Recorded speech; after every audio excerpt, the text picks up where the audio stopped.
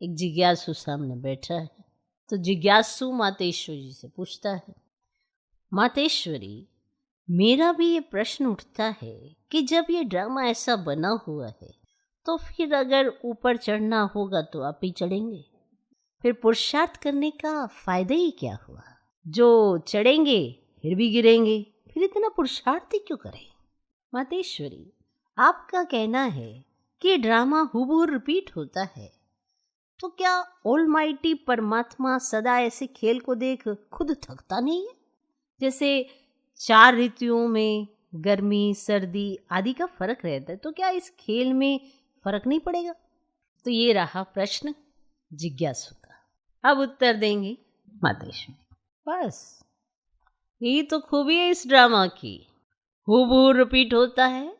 और इस ड्रामा में और भी खूबी है, जो रिपीट होते भी नित्य नया लगता है। पहले तो अपने को भी ये शिक्षा नहीं थी, लेकिन जब मिली तो जो भी सेकंड बाय सेकंड चलता है वह हूबहू कल पहले वाला चलता है, परंतु जब उनको साक्षी वो देखते हैं ना तो नित्य नया समझते हैं। अभी सुख दुख दोनों की पहचान मिल गई, इसलिए ऐसे नहीं समझना अगर फेल होना ही है तो फिर पढ़े ही क्यों।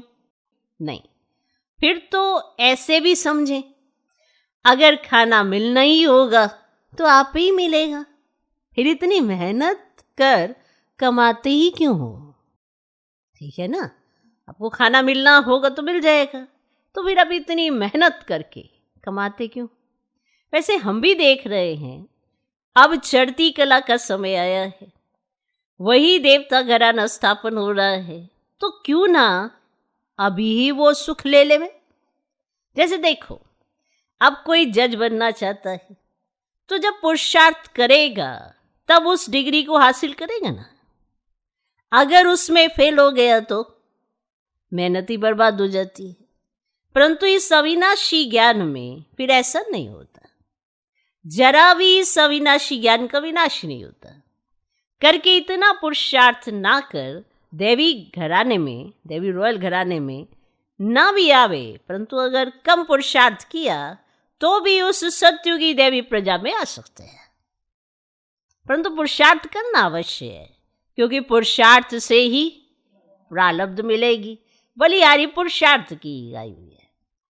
तो मातेश्वरी जी ने जिज्ञासु को ये उत्तर दिया। ओके।